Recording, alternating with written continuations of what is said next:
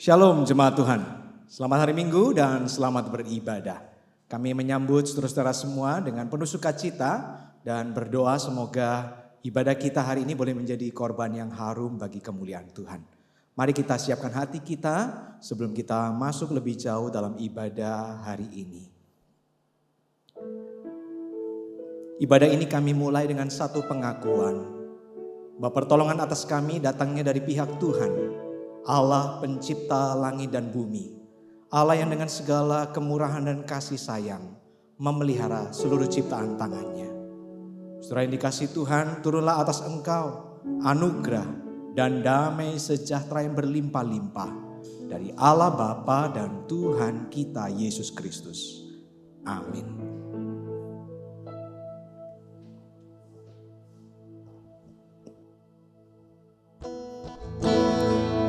Mari pada hari ini kita mau sama-sama datang menyembah Dia. Karena kita punya Tuhan yang kasih setianya sungguh nyata di kehidupan kita. Mari kita mau sama-sama tinggikan Dia. Karena kita punya Tuhan yang begitu indah. Mari kita mau sama-sama nyanyikan sungguh besar setiamu. Sungguh besar setiamu, sepanjang hidupku, darahmu telah layakkan kehidupanku.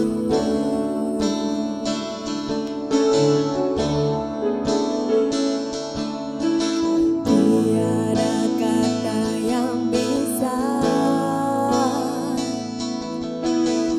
lukiskan indahnya Kau Tuhan. Bagimu segala pujian dan kemuliaan.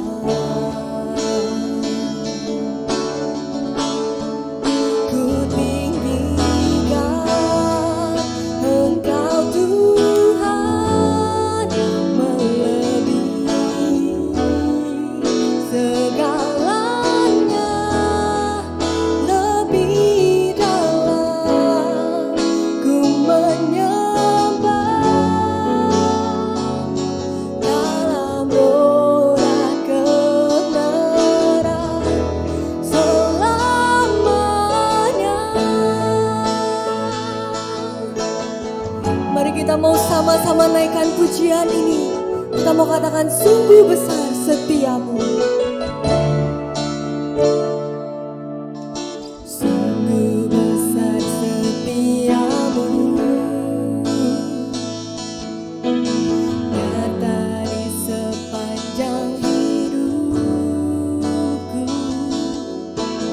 Darahmu telah layakkan kehidupanku.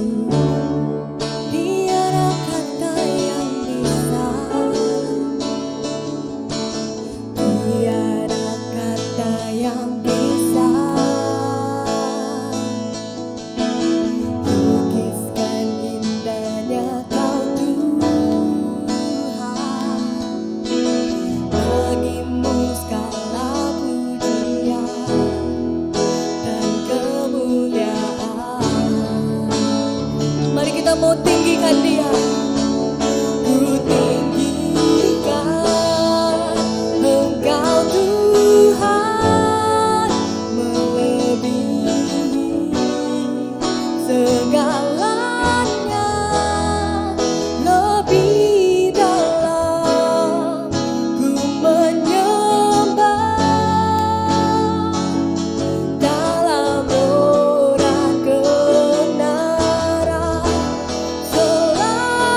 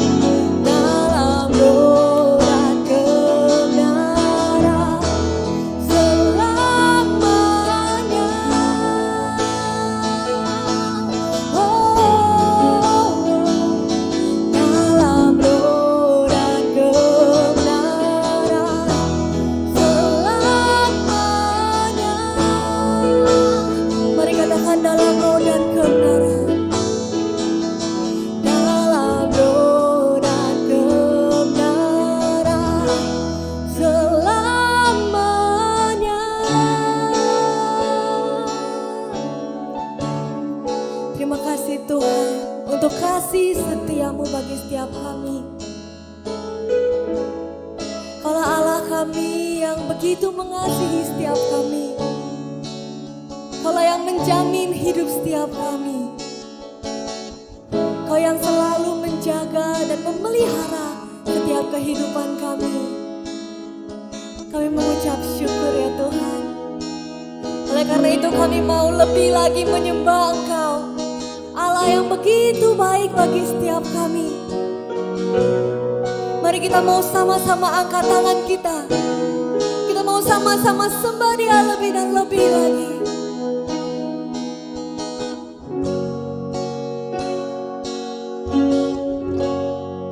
So I lift my hands and I bring my song. All of my days, all of my rights, all of my wrongs, I offer my life here and beyond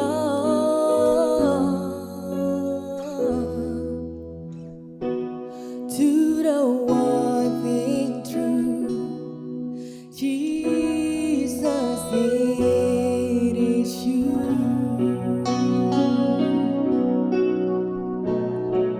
So I lift my hand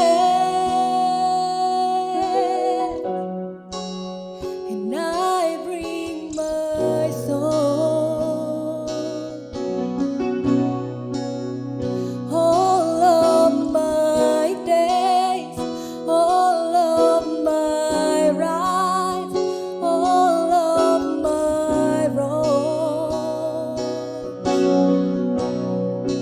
I offer my life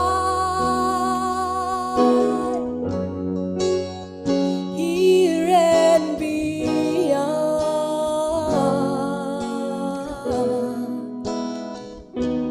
to the one thing true, Jesus, it is you. Mari angkat tangan kita bersama-sama. So I lift my hand and I bring my song. All of my days, all of my rights, all of my wrongs, I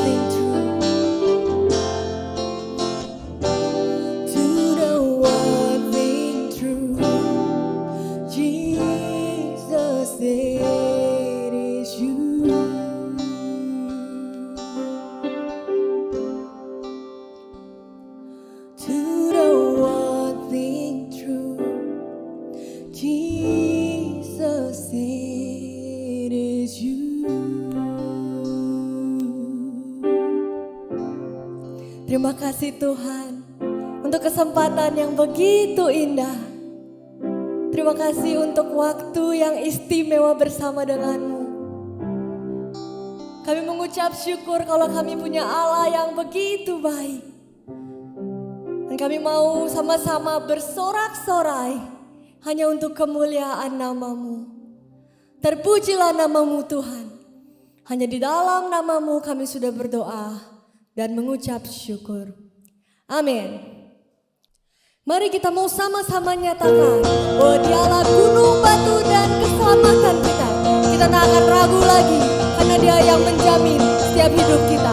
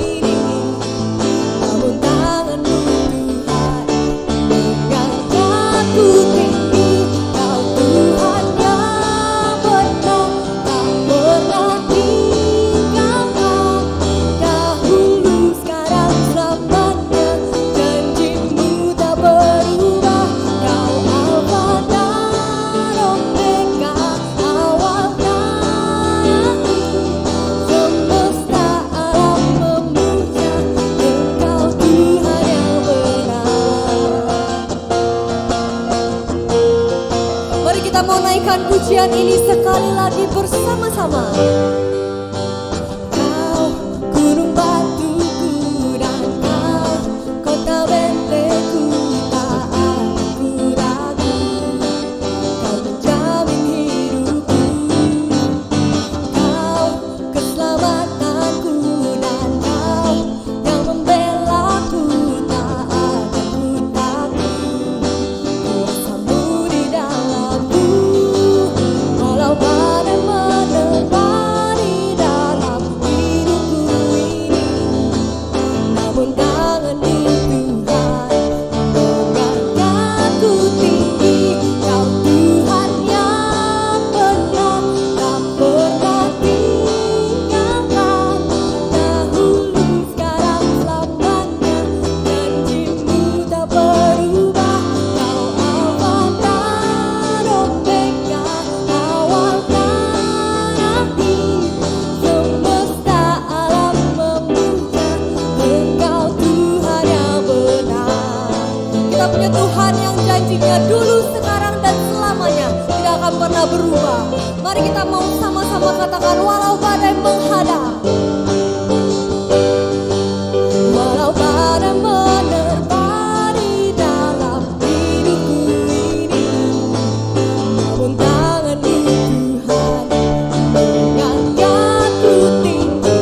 Kau Tuhan yang benar, tak pernah tinggalkan. Dahulu, sekarang, selamanya, janji-Mu tak berubah. Kau Alfa dan Omega, awal dan akhir. Semesta alam memuja Engkau Tuhan yang benar. Semesta alam memuja, semesta alam memuja, semesta alam memuja Engkau Tuhan yang benar.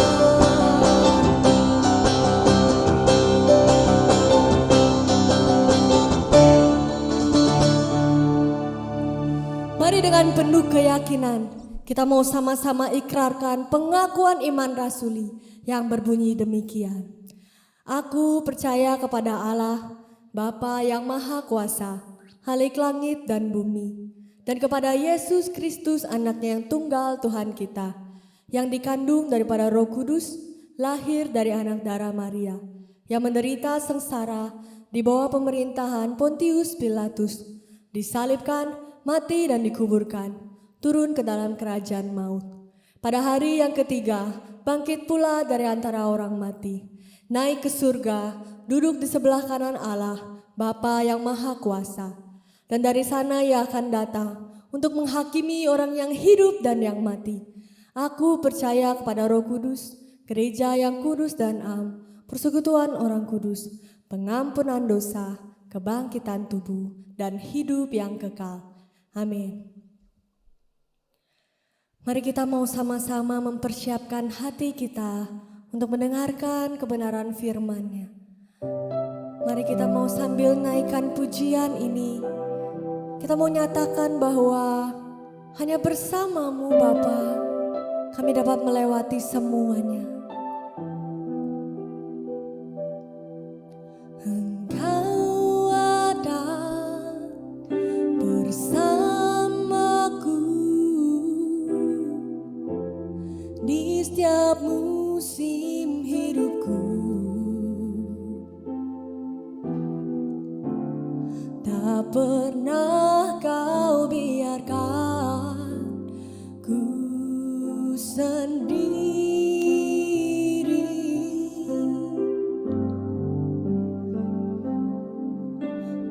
Kekuatan di jiwaku adalah bersama-Mu. Tak pernah ku ragukan kasih-Mu.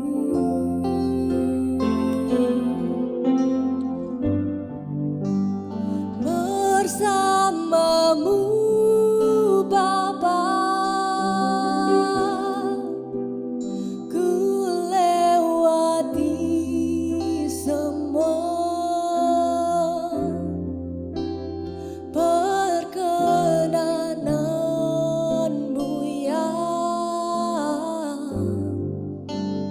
teguhkan hatiku. Engkau yang bertindak,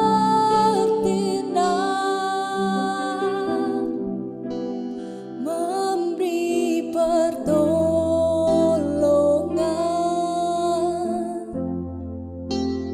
anugerah-Mu besar melimpah bagiku.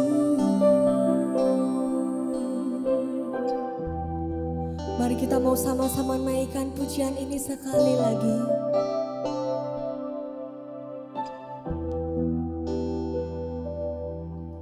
Engkau ada bersamaku di setiap musim hidupku. Tak pernah Kau biarkan ku sendiri. Kekuatan di jiwaku, kekuatan di jiwaku adalah bersama-Mu. Tak pernah ku ragukan kasih-Mu.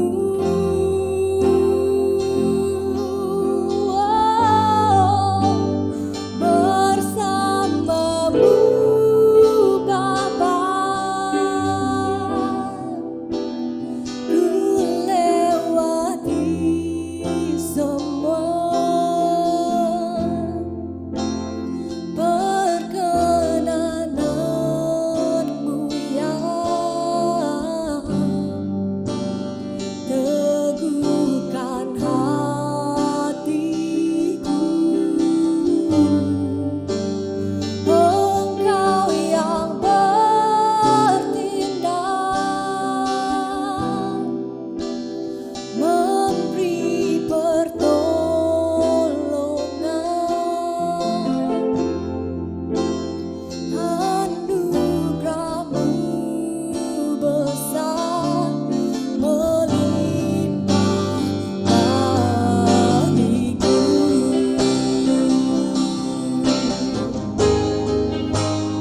punya Tuhan yang adalah sumber kekuatan dalam kita melewati berbagai badai dalam kehidupan kita. Kita punya Tuhan yang adalah penolong kita, yang sanggup melakukan segala sesuatunya. Mari kita mau terus berserah dan percaya hanya kepadanya, karena hanya bersama Dia kita dapat melewati segala sesuatunya.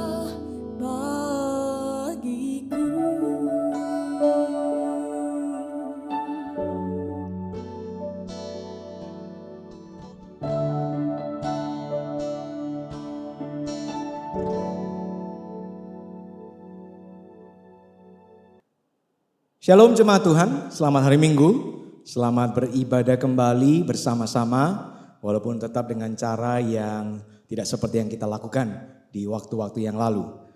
Hari ini di 2 minggu terakhir di bulan Mei ini kita akan memusatkan perhatian kita untuk mengingat dan belajar kembali merayakan sekaligus 2 peristiwa penting dalam kalender gerejawi kita. Kalau sudah mengingat-ingat, dalam kalender gerejawi kita ada beberapa peristiwa yang penting sekali yang hampir semuanya berpusat pada figur pribadi Kristus Tuhan kita. Dimulai dari kelahirannya, peringatan akan kematiannya, peringatan akan kebangkitannya, peringatan akan kenaikannya ke surga, dan juga kemudian turunnya Roh Kudus sebagai bagian yang kemudian diberikan bagi kita orang percaya. Hari ini di minggu keempat bulan ini, saya ingin mengajak saudara untuk merenungkan peristiwa tentang naiknya Tuhan ke surga. Sebagai salah satu peristiwa kunci bagi iman kita sebagai orang percaya. Nah, sebelum itu mari kita bersama akan berdoa, mohon anugerah kemurahan Tuhan untuk kita bisa mengerti bagian firman Tuhan yang akan kita baca. Bapa di surga, sekali lagi kami berseru memohon anugerah, kemurahan dan kebaikan-Mu, supaya hari ini kami boleh bersama-sama membaca, merenungkan firman-Mu dan boleh beroleh berkat lewat pembacaan dan perenungan kami itu. Kiranya Tuhan menolong kami semua sehingga di dalam segala keterbatasan yang ada kami tetap boleh mengarahkan hati kepada Tuhan dan menerima bimbingan dari Tuhan sendiri. Terpuji nama-Mu, berkatilah dan urapilah bukan hanya kami semua yang mendengarnya, tapi juga bagi hamba-Mu ini dalam segala kelemahan dan keterbatasannya, biarlah ia boleh dipakai untuk menyatakan kebenaran Tuhan. Terpuji nama-Mu, dalam nama Tuhan Yesus Kristus kami berdoa. Amin. Jemaat Tuhan, saya akan mengajak saudara untuk membaca dari 2 bagian firman Tuhan untuk belajar dari peristiwa naiknya Tuhan ke surga. Yang pertama terambil dari Injil Markus pasal yang terakhir, pasal 16 ayat 19 dan 20. Saya akan bacakan demikian. Sesudah Tuhan Yesus berbicara demikian kepada mereka, terangkatlah ia ke surga, lalu duduk di sebelah kanan Allah. Mereka pun pergilah memberitakan Injil ke segala penjuru, dan Tuhan turut bekerja dan meneguhkan firman itu dengan tanda-tanda yang menyertainya.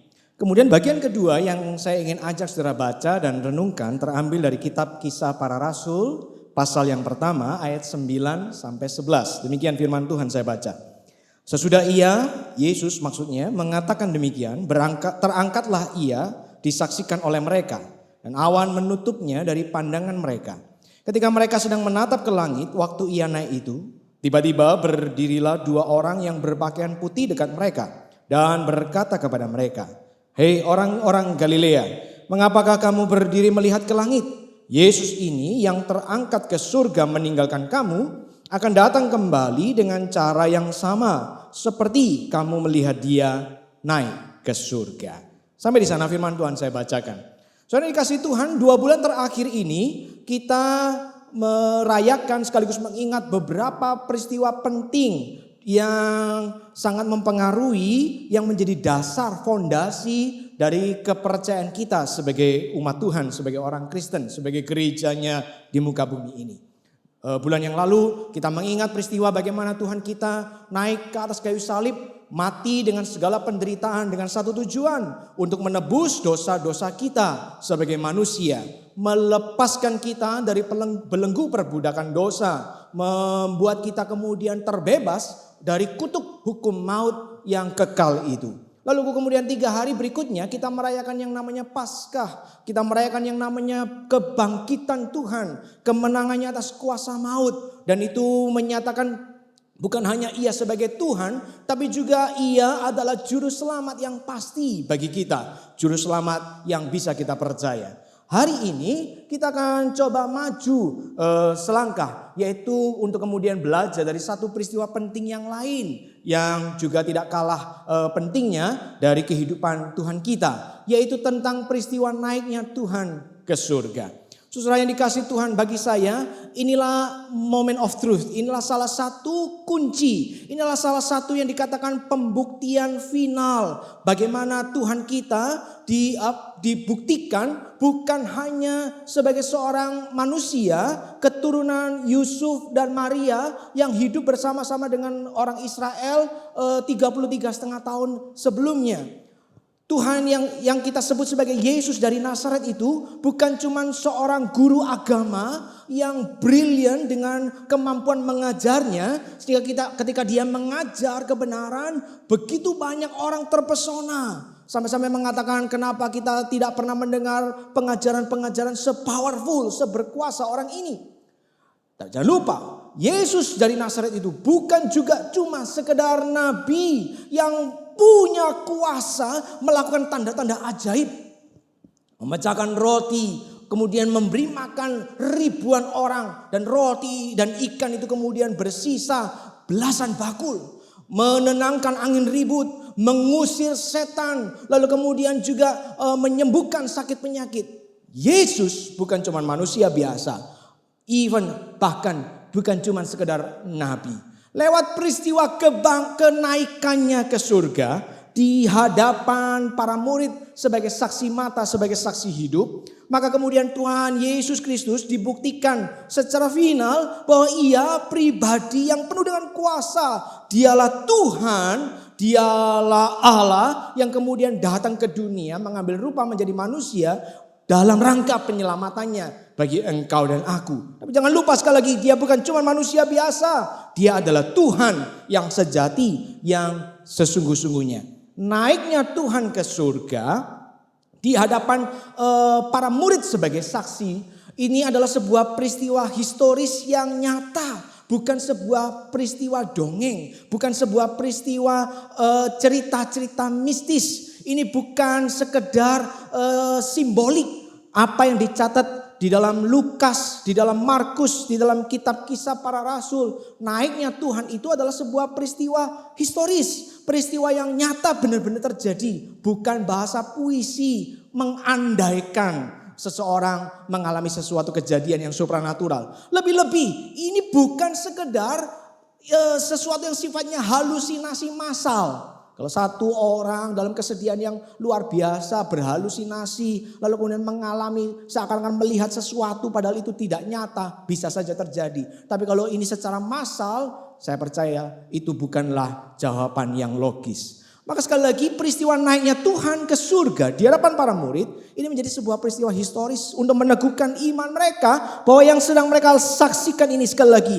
orang yang mungkin sudah mereka kenal 3,5 tahun sebelumnya sebagai orang yang baik, sebagai orang yang pengajarannya luar biasa, sebagai orang yang punya kuasa melakukan tanda-tanda ajaib. Tapi kemudian dikatakan orang ini mengalami kematian yang tragis di atas kayu salib seperti penjahat-penjahat. Tapi kemudian 3 hari kemudian ia bangkit mengalahkan kuasa maut, dan 40 hari berikutnya berturut-turut dikatakan dalam banyak kesempatan pribadi ini membuktikan sebagai pribadi yang sama yang mereka kenal 3,5 tahun sebelumnya. Seorang pribadi yang tetap penuh dengan kasih karunia, kasih sayang, kelembutan, tapi sekarang dia bangkit untuk menyatakan sekali lagi konfirmasinya bahwa dia bukan cuma manusia biasa, dia adalah Allah dengan segala kuasa yang ia punya. Sebagai finalnya di hari yang ke-40 pasca kebangkitannya, dia naik ke surga. Saudara, kita harus sadari bahwa peristiwa Yesus naik ke surga bukan berarti harafiah maksudnya surga itu ada di atas sana. Kita harus ingat konteksnya hari itu adalah para murid, lalu kemudian juga orang-orang yang akan mendengar kesaksian mereka setelahnya. Mereka bukanlah orang-orang yang punya pengetahuan astronomi yang advance semaju kita hari ini. Yang mengenal yang namanya luar angkasa, outer space, di luar atmosfer bumi. Mereka adalah orang-orang sederhana yang kemudian secara turun-temurun punya satu konsep kepercayaan. Bahwa surga, kediaman Allah itu ada di langit di atas. Sedangkan dunia orang mati, neraka itu mereka kenal ada di bagian bawah. Maka itu kemudian ketika dikatakan hari itu, walaupun Yesus betul-betul harafiah, peristiwanya nyata secara historis, dia naik ke atas surga, tapi sebetulnya ini bukan mau mengajar surga itu ada di atas. Tapi yang lebih mau diajarkan sekali lagi adalah kepastian, konfirmasi final yang sedang naik di hadapan para murid hari itu, yang sedang naik sesuai dengan kesaksian para murid yang kita baca hari ini, bukan sekali lagi bukan sekedar manusia biasa, bukan sekedar guru atau nabi yang penuh kuasa, tapi dia adalah Tuhan. Maka ketika kita menyadari hal ini, peristiwa kenaikan ini mengajarkan kita paling tidak 2 hal yang bisa kita ambil secara sederhana di hari ini, di tengah momen dunia dalam kondisi seperti ini. Yang pertama adalah Yesus yang adalah penguasa alam semesta itu mau menyatakan kepada kita bahwa lewat peristiwa naiknya ke surga, sekali lagi menegaskan hidup ini bukan melulu hanya soal hari ini di sini yang bisa kita lihat secara panca indera kita, secara material jasmani di sini saat ini. Sebagian orang berpikir hidup itu ya sekarang ini. Setelah nanti kematian menjemput selesai. Tidak ada apa-apa lagi. Kita musnah entah kemana. Oh, masalahnya tidak sesederhana itu. Naiknya Yesus ke surga jelas mengajar kepada kita satu kebenaran. Bahwa hidup bukan hanya saat ini di sini. Tapi setelah kematian ada kehidupan yang lain yang akan kita jalani. Kehidupan yang sifatnya rohani yang bukan cuma untuk sementara tapi kekal selama-lamanya. Kematian itu cuma sebuah titik, sebuah poin perpindahan. Dari hidup jasmani yang sementara menuju hidup rohani yang kekal, yang selama-lamanya. Yesus setelah mati dia bangkit. Setelah bangkit dia tidak kemudian hilang lenyap. Tapi dia naik ke surga. Kehidupan yang berikutnya bagi engkau dan saya. Saudara, sekali lagi ini mengajar kita kebenaran ini. Supaya jangan kita sebagai orang-orang yang hidup dengan mengandalkan panca indera kita. Hanya percaya apa yang kita lihat. Hanya kemudian percaya dengan yang bisa dirasakan oleh dan ditangkap oleh panca indera kita. Lalu kemudian itu menjadi fokus kehidupan kita. Bertahun-tahun kita hidup di dunia. Kita berjuang, kita berjerih lelah. Semuanya hanya untuk tujuan duniawi. Semuanya tujuan sementara belaka. Ada orang-orang yang karena menganut percaya bahwa setelah mati selesai. Lalu kemudian mereka berpikir kalau begitu hidup ini dipakai untuk apa? Hidup ini dipakai untuk bersenang-senang. Karena setelah kematian selesai, maka kita nikmati hari ini bersenang-senang. Karena setelah kematian selesai, tidak ada hal yang lain yang bisa kita alami. Tidak. Ada orang-orang yang lain berkata lalu kemudian hidup ini harus diperjuangkan sekuat tenaga. Kita belajar sekuat tenaga, kita bekerja sekuat tenaga, kita berusaha sekuat tenaga. Untuk apa? Untuk meraih yang terbaik, tapi juga sifatnya di sini, hari ini di dunia yang material sifatnya. Hati-hati, karena jelas peristiwa naiknya Tuhan ke surga membuktikan dan mengajarkan. Hidup bukan cuma untuk hari ini dan di sini. Tapi ada kehidupan yang kedua. Masa hidup yang kekal di surga sana. Saudara, wabah pandemi ini. Kisah kehidupan kita 2-3 bulan terakhir ini. Harusnya cukup mengajar kita. Untuk kemudian menilai dan menjalani hidup dengan lebih bijaksana.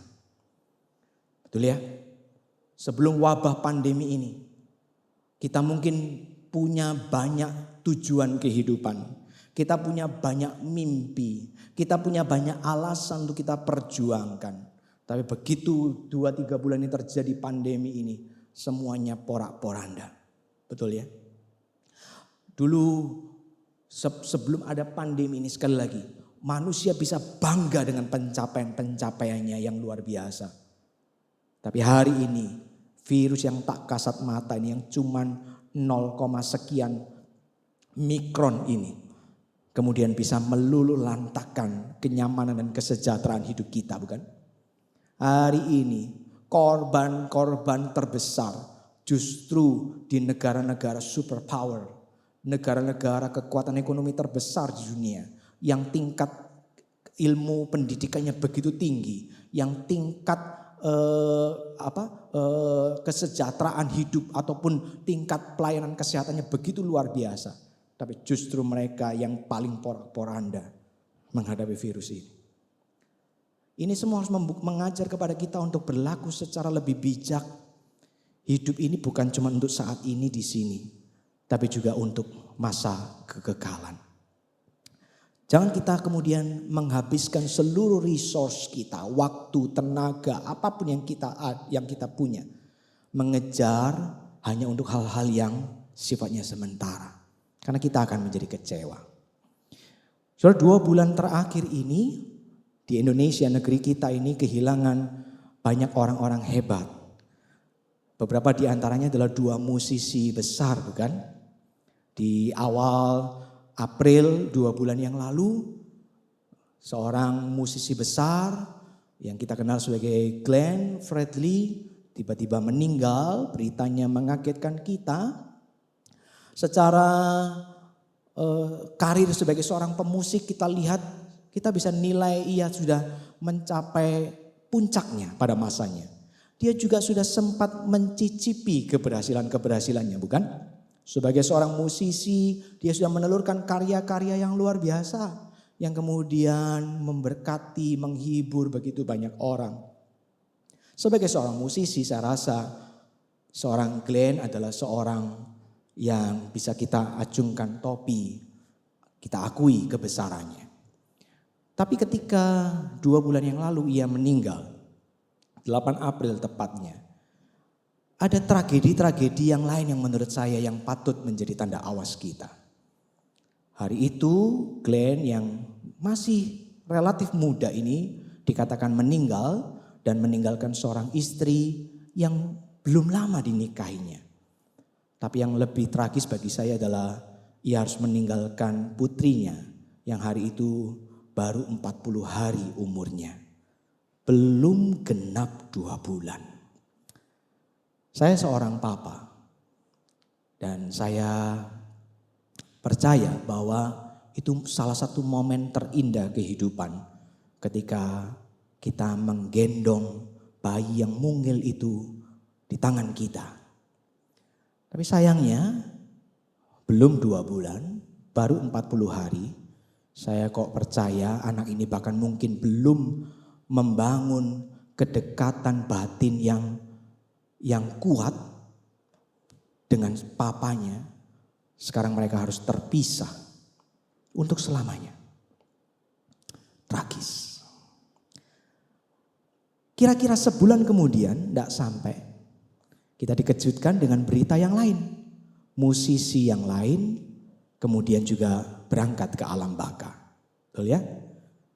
Yang disebut dengan Dionysius Prasetyo atau yang kita paling kenal dengan nama panggungnya Didi Kempot. Bagi saya juga sesuatu yang tragis kematiannya. Kenapa? Karena diceritakan bagaimana seorang Didi Kempot ini adalah seorang musisi jalanan yang puluhan tahun membangun karirnya dari nol. Puluhan tahun dia membangun karir bermusiknya dari kesederhanaan. Baru beberapa tahun terakhir dia mulai menikmati statusnya sebagai salah satu diva, sebagai salah satu maestro, musisi besar di negeri kita. Dibuktikan dengan karya-karya yang makin dikenal, fansnya yang makin berlipat ganda jumlahnya. Terakhir, kira-kira berapa minggu sebelum kepergiannya, ia sempat melakukan sebuah konser yang luar biasa. Sampai disebut-sebut konsernya konon berhasil mengumpulkan 7,5 miliar donasi untuk korban corona. Didi Kempot bukan Bono dengan U2, bukan musisi-musisi internasional yang lain yang namanya tenar seantero dunia, lalu kemudian punya jutaan penggemar, lalu kemudian dengan gampang bikin konser amal, lalu bisa mengumpulkan miliaran atau jutaan US dollar. Musisi jalanan yang genre musiknya pun unik, campur sari, yang mungkin 90-95% isi liriknya itu adalah bahasa Jawa. Membuktikan menurut saya dia mencapai karir yang luar biasa, dihargai oleh orang banyak. Tapi sekali lagi, tidak lama ia menikmati itu, lalu kemudian berangkat dengan tiba-tiba. Saudara, dua kematian ini menurut saya harus menjadi sebuah tanda awas bagi engkau dan saya hari ini. Hari ini ketika kita mengingat dan merayakan naiknya Tuhan ke surga, Tuhan mengajar, ingat hidup ini bukan hanya tentang hari ini, saat ini. Hidup itu bukan hanya tentang kehidupan di alam yang kita lihat, yang kita jalani. 24 jam, 7 hari seminggu. Tidak. Ada kehidupan yang lain yang akan kita tempuh. Dan yang akan kita tempuh itu kehidupan yang jauh lebih panjang. Karena sifatnya kekal selama-lamanya. Maka pertanyaannya, kalau untuk hidup yang cuma sementara ini, engkau berjuang mati-matian, menuntut ilmu mati-matian, bekerja membangun karir mati-matian. Saya mau tanya, apakah engkau sudah siap untuk kehidupan yang nanti akan kau jalani setelah kematian? Karena ketika saat itu tiba, momen itu tiba, tidak ada kesempatan kedua bagi engkau dan saya untuk meminta perpanjangan waktu. Begitu garis akhir sudah ada di depan, mau tidak mau kita akan melewatinya dan selesai dari perlombaan hidup di dunia. Naiknya Tuhan mengajar kita demikian. Itu sebabnya kemudian kita beralih kepada poin berikutnya.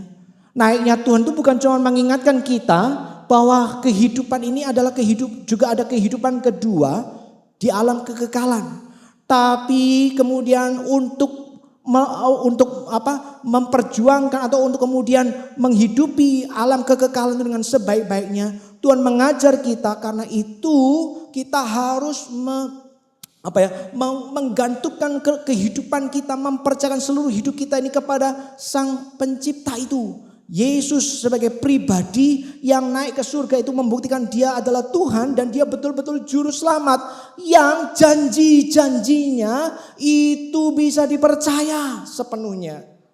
Ketika Yesus naik ke surga, para murid menyaksikannya, para murid mengingat dengan jelas bahwa Yesus ini sekali lagi bukan cuma manusia, bukan cuma guru, bukan cuma nabi, dia bukan cuma bangkit dari kematian penuh kuasa, tapi dia naik ke surga. Para murid mengingat dengan jelas bagaimana Yesus yang sama berkata, segala kuasa di surga dan di bumi sudah diberikan kepadaku. Yesus yang sama ini pernah berkata kepada para murid, aku akan pergi dan aku akan menyediakan tempat bagimu.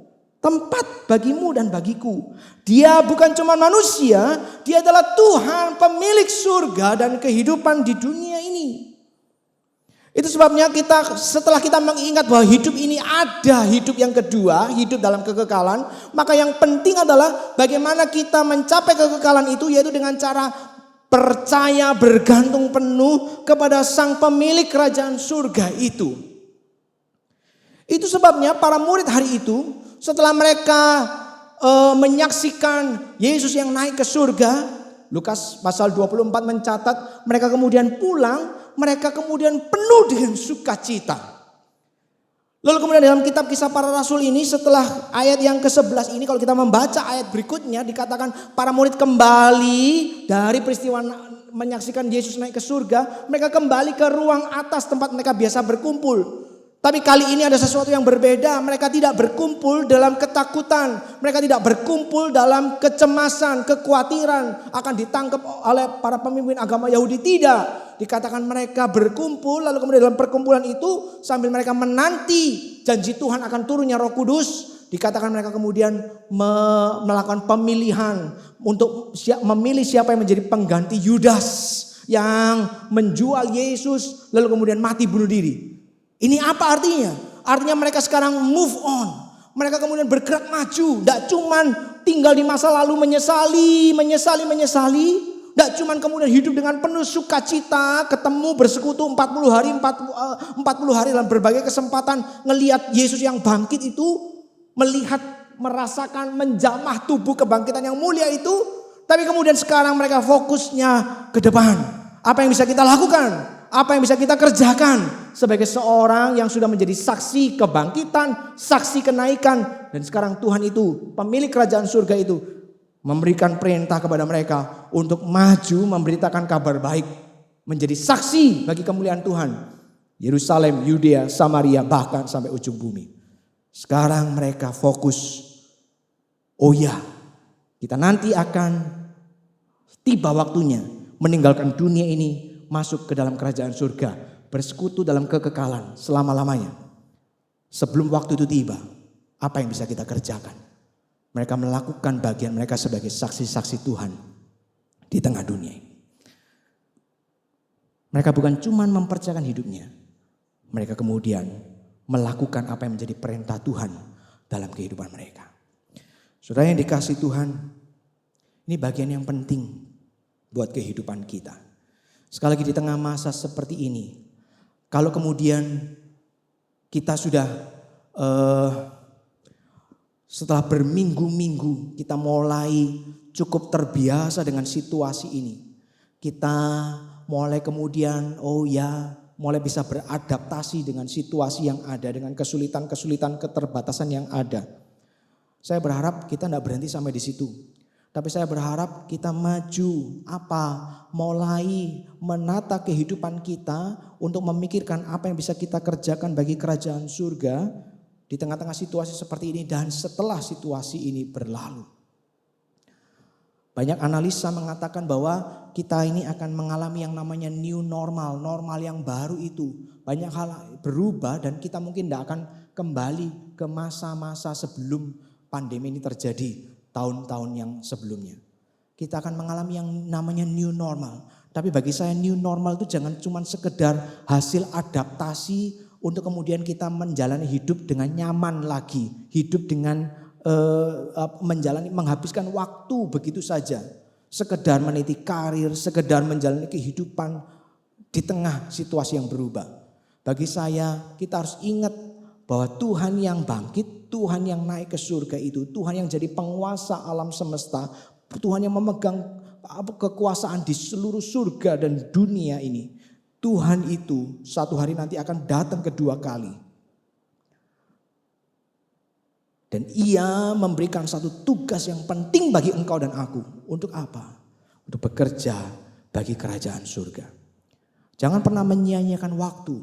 Jangan pernah menghabiskan hidup hanya untuk hal-hal yang sementara sifatnya. Lakukan yang terbaik. Karena kita percaya bahwa apapun yang terjadi, seburuk apapun, pada akhirnya toh kita akan kembali ke surga. Berkumpul dalam kerajaannya untuk selama-lamanya. Sebelum hari itu tiba, Gunakan setiap waktu, setiap energi, setiap kesempatan untuk memuliakan Dia. Jangan pernah menyia-nyiakan kehidupan kita hanya untuk hal-hal yang sementara. Ingat, satu kali hidup ini akan berakhir. Mau panjang, mau pendek, hidup ini akan berakhir. Mau sehat, mau sakit, hidup ini akan berakhir. Mau mencapai karir tertinggi atau tidak, hidup ini akan berakhir. Dan yang terpenting sebetulnya adalah apakah kita sudah menggunakan waktu-waktu sebelum berakhirnya hidup itu dengan sebaik-baiknya. Saya harap tidak ada seorang pun di antara kita yang kemudian melewatkan hal ini. Semoga Tuhan menolong kita semua, saudaraku, menolong engkau, menolong saya untuk menjalani hidup dengan sebaik-baiknya. Satu hari nanti kita akan bertemu muka dengan muka dengan Tuhan yang bangkit, dengan Tuhan yang naik ke surga itu untuk mempertanggungjawabkan seluruh hidup kita. Dalam kesempatan ini, biarlah sekali lagi kita boleh mengarahkan pandangan iman kita hanya kepadanya sampai kesudahan itu terjadi bagi kita. Semoga Tuhan menolong kita. Mari kita masuk dalam doa. Bapa dalam kerajaan surga, kami bersyukur sekali lagi untuk anugerah dan kasih sayang-Mu. Engkau yang telah menyatakan diri sebagai pribadi yang bukan cuman manusia biasa, yang bukan cuman mempesona pengajarannya, yang bukan cuman menakjubkan kuasa keajaibannya, tapi Engkau adalah Tuhan yang sesungguhnya. Engkaulah pribadi penguasa surga dan dunia. Engkau naik ke surga, duduk di sebelah kanan tahta Allah, memerintah, dan satu hari nanti akan kembali datang sebagai hakim untuk mengadili seisi dunia. Karena itu tolong kami supaya kami baik-baik menjalani kehidupan ini. Jangan biarkan kami melewatkan setiap hari, setiap momen dalam kesia-siaan. Tapi biarlah dengan pertolongan Tuhan kami dimampukan untuk menjalani hari-hari ini dengan sebaik-baiknya. Mengisinya dengan sebaik-baiknya. Supaya ketika waktunya tiba kami mengakhiri perjalanan ini. Ketika waktunya tiba kami harus berjumpa kembali dengan Engkau di surga sana. Kami boleh membawa sebuah kehidupan yang bisa kami persembahkan untuk hormat dan kemuliaan Tuhan. Terima kasih. Di tengah-tengah situasi yang tidak mudah di masa seperti ini, beri kami ketajaman, kepekaan hati supaya kami tahu apa-apa yang masih bisa kami lakukan untuk boleh turut bekerja membesarkan kerajaan surga, menjadi berkat bagi orang-orang di sekitar kami. Ini doa kami, terpuji nama-Mu, dalam nama Tuhan Yesus kami berdoa. Amin.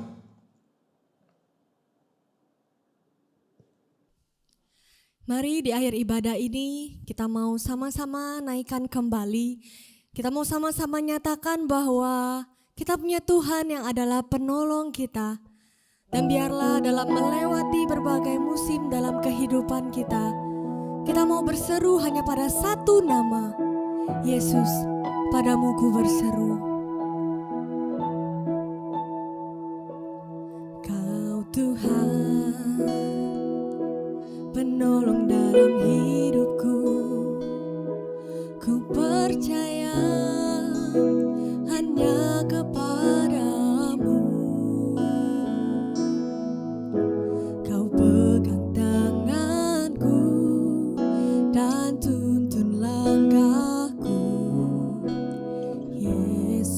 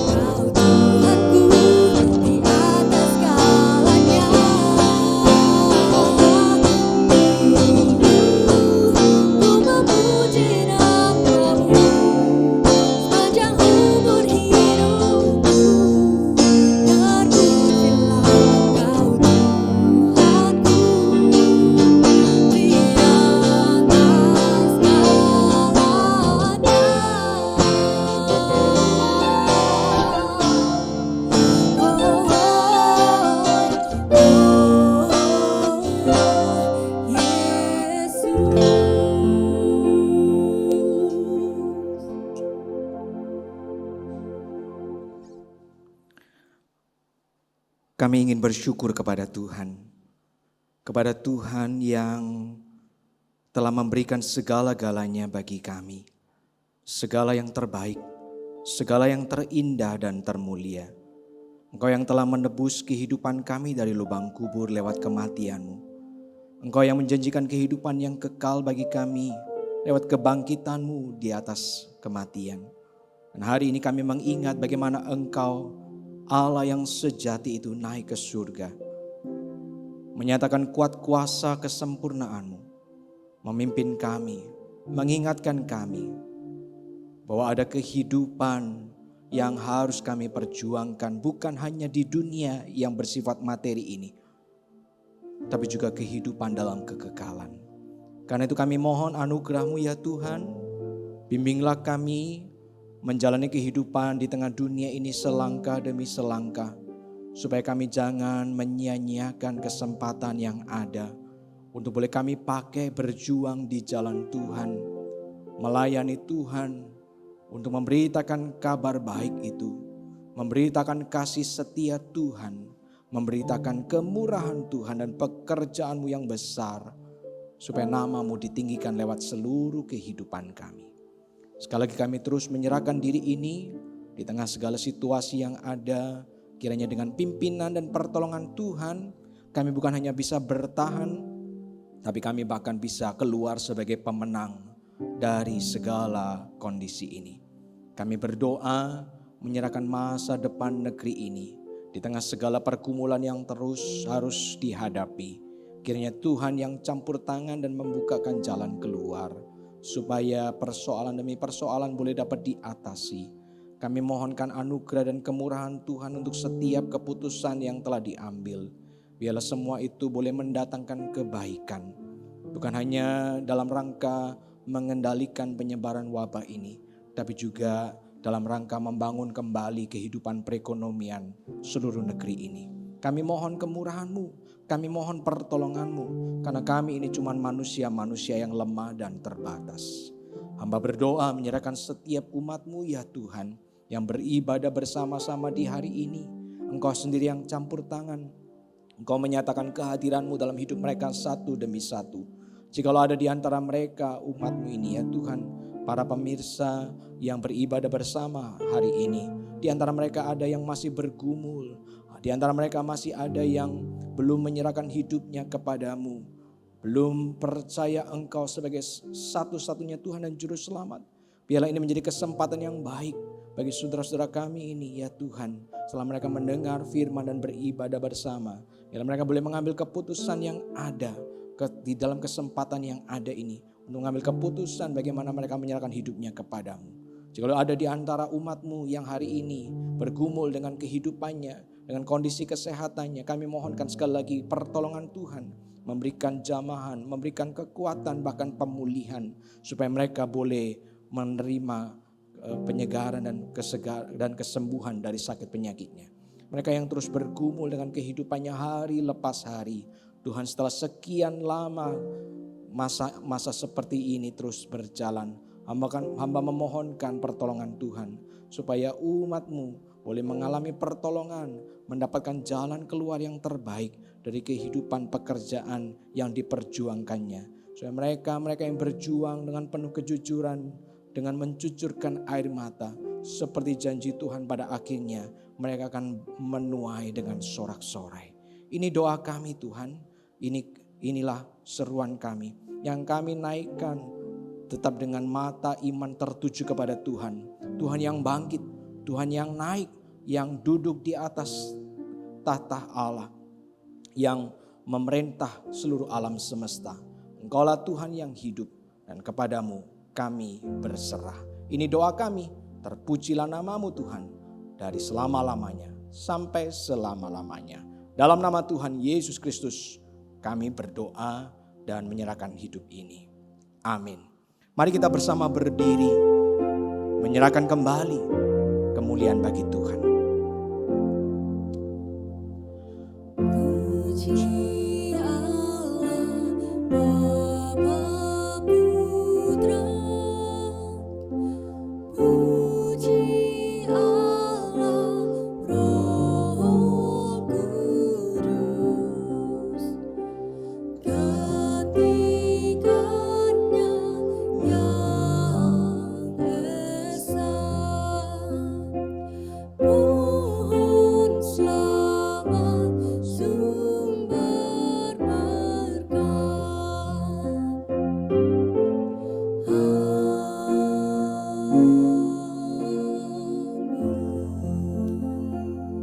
Umat Tuhan yang dikasihinya sekarang arahkanlah hatimu kepadanya dan terimalah berkat Tuhan.